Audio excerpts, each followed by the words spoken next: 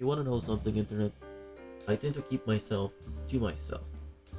I know most of us are on the same page. Nowadays, trying to keep and make meaningful relationships is just plain difficult. Talking about friends and girlfriends and boyfriends seems to be just a problem for the grand majority of people.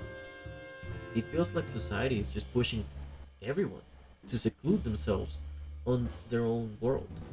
How many times have you found yourself in just full PJs watching Netflix, Hulu, YouTube, whatever it is you're watching at your house and feel like the idea of going out is just god awful? I heard that loneliness can be addictive, but my guy or girl, raise your hand if you have been single for at least a year. Making connections in today's society is just hard, with all the things that can be misinterpreted and confusing scenarios. It feels like we're, and not just to be biased, but men especially, we have to walk on eggshells if in most, if not all, of our social interactions. The last thing we need is to be accused of overstepping our boundaries. This has happened to most of us, guys. I know it has happened to me.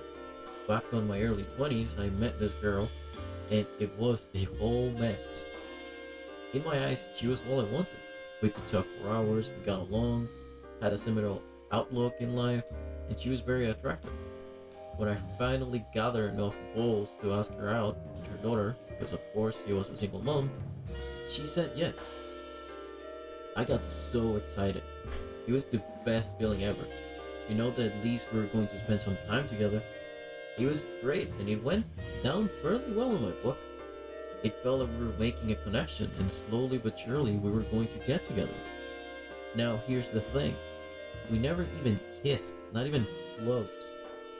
I took her out on a total of 3 dates and I saw her for the last time at her own house.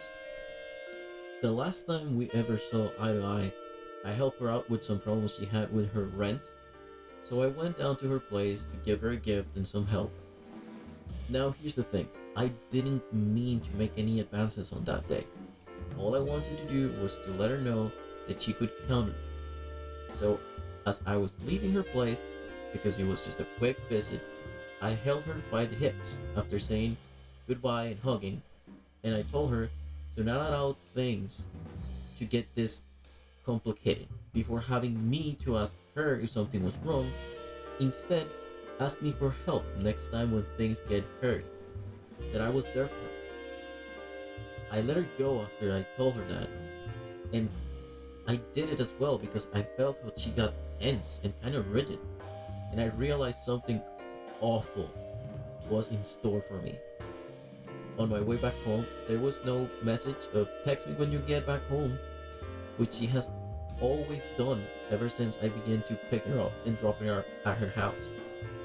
Nothing was sent or talked between me and her after the weekend, nothing during the week, and on a fateful Friday around 5 p.m., just as I was done with work, I got a huge text message from her telling me basically this: Boy, do not get me wrong, you and I, not going to happen. I have always seen you as a friend, and I did not feel like you holding me the way you did was appropriate. It made me feel awkward, and I do not want to go this over again. Okay? My god, I felt like my whole world just shattered into a million pieces. I had the impression this girl was the one, my guy. There was no doubt in my head, but it seemed like she was only spending time with a friend on her world, and on mine, she was going out with me. Now, at this point, is where I should mention that I am pushing 26 years of age. But when this happened, I was pushing 23.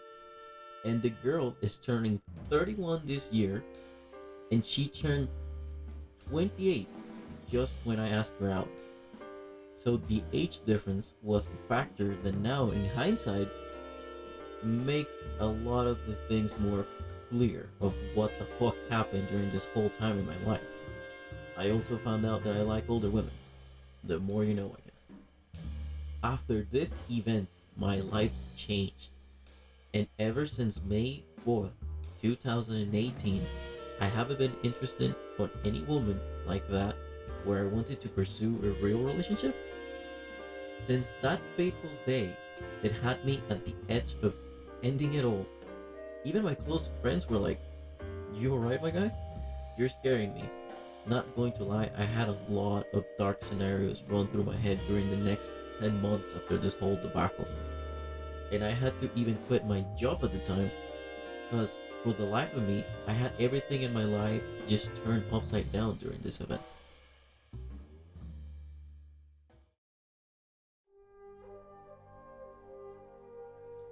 And now, this leads us to the video of the day. Courtesy of Miss Sydney Watson, this video touched a bunch of different topics, but the one that I want to focus on is the difficulty of today's society to make relationships and how hard it is to even land a potential relationship. She points out this problem from the perspective of the internet and the OnlyFans grave, pointing out that both guys and girls are affected by this behavior of digital social affective intimacy, highlighting the fact that the problem is not so much the existence of e-girls, but the demand of them. Just to make it clear, I've never subbed to an OnlyFans, nor have I ever paid for a monthly subscription of adult content, so I can't completely relate to the crave of digital intimacy, but I can understand the demand for it. Sydney points out that porn is just not cutting it for most men in this very social, tense climate that we live in nowadays. And some guys have to have some type of connection with the preferred content creator, bringing up the fact that it's no surprise that men are the ones who are mostly affected by this phenomenon. She brings up the idea that the internet is a bad replacer for companionship, that it doesn't solve the problem. In fact, it makes it worse. You see, it's not so simple nowadays. I'm sure I do not need to remind you guys, but we're living in a world where most people do not want to mind others. They just want to live their lives without harassment, drama, complications, and this is usually achieved by turning to the internet for a quick fix. Whether it is binge watching Netflix or rating with your buddies in WoW, it's just not enough. This type of digital intimacy or interactions are never going to replace the real thing, and it turns out that it makes a bigger problem in the long run, creating a quick high and a long low for most people. Going deeper into the harsh reality of how some social movements are creating an environment of hostility towards social interaction, creating a weird gray line of consent that we really don't know where it begins or where it ends. This is the reason why I told you guys this story at the beginning of the video. You see, when this girl told me that I overstood my boundaries and I invaded her personal space, I felt like I abused her. After all these years, this is one of the reasons why I feel like I do not want to seek another relationship, since the toss of the dice with a girl that in my perspective might be giving me mixed signals or just waiting for me to make a move could potentially end on me overstepping my boundary. So I understand the "I'll pay you for some type of sexual or romantic intimacy in exchange of money" model and safety that OnlyFans and other platforms are providing to an ever-growing and demanding audience. What it does is it just takes out the "maybe she does like me" out of the equation. But as seen in the next clip, it evolves into the same dance. The emotional rapport that guys want from this type of content creator, it's most of the time misguided, and the idea that there's a deeper connection creates a very dangerous environment. It started where they would like find me on OnlyFans, and then if I didn't answer them on OnlyFans, they would reach out to me on other platforms. And there was a few situations where I feel like I was being harassed. There's this weird thing that happens. It's like they think that since they see me in a more intimate light, that we somehow have a relationship with each other, even though I have no idea who they are and this is my job. They think that even though that they paid for a photo of me, that I for some reason wanted to send it to them. People really do think that they can just talk to sex workers any type of way. I've even had a few guys ask me out, which, hey, don't do that. And to make things more complicated, it doesn't help the fact that most of these girls and their platforms have a huge disconnection with their followers.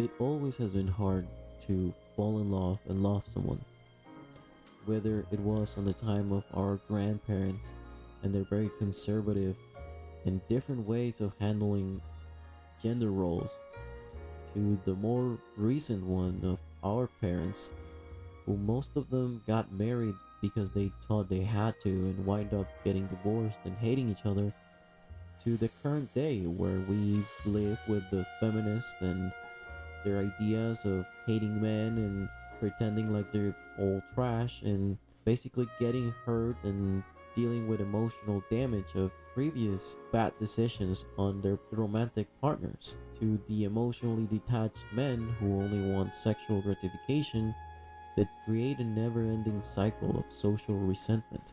Remember what I said about girls and these platforms having a huge disconnection between their content and their followers? It comes to no surprise that this is seen in other platforms like Twitch, where content creators provide interaction and digital company to an audience, but when they find themselves with stalkers and hardships dating, they wonder why or how is this happening. This, as I see it, is taking no accountability for their own actions. Now, this is what I mean, and I'm not saying that they are responsible for their stalkers, these content creators, but they are responsible for creating a fake, deeper, synthetic connection with their audience and making an environment when mentally ill people can create a fake reality with them. Guys online as well need to take some responsibility, of course, for thinking than buying a sub on OnlyFans or a tier 3 sub on any platform. It's going to make a deeper connection to a content creator when it's no more than a transaction, just like buying groceries at your local store. It is a reality that nowadays making connections is very hard, and these quick hacks only create bigger, deeper issues. And quite frankly, I can't see how to put an end to it. Some of us don't know how lonely most people are, what they're dealing with, and what their favorite content creator has done in their life and how much has it changed it. So this intimacy issue or companionship problem, it's only going to grow even stronger for lonely people online who happen to just stumble upon with content creators that know how to take advantage of an easy target audience. I'm going to close with this. Guys, even if you don't have a girlfriend, there are multiple things that you can do to deal with your spare time. Get a hobby, work out, clean your room, try learning an instrument, or anything that would give you a sense of satisfaction. At the end of the day, intimacy and connection will come only when you're ready, when you're whole, not when you're trying to find easy ways to deal with a big problem. That's when the right person will come. Don't rush anything. And now, for the ladies, there's no shame of being a sex worker, digital adult content creator, or whatever titles that you want to use. But there are some ramifications of this work line, and they're very long lasting. Sometimes, these things will follow you till the end of your life. Just ask any former porn star. Making connections with guys will require a lot of extra work, and this job is very temporal. It's not forever, so be wise with your money and invest it well. Try to make it very clear with your audience where boundaries are and what is and it isn't taking things too far. And believe me, this is necessary. It is not common sense. Trust me. On a final note, if you're a content creator online of whatever it is that you do, when you sexualize your content, you're going to eventually attract uneasy people to your audience. And this is only going to make everything more and more complex. Trust me, there is no way to escape this whiplash. There are a lot of different places online, but unfortunately, if you bring sex to the mix, well, all I can say is that you can't complain about your kitchen catching on fire when you knowingly left the stove on.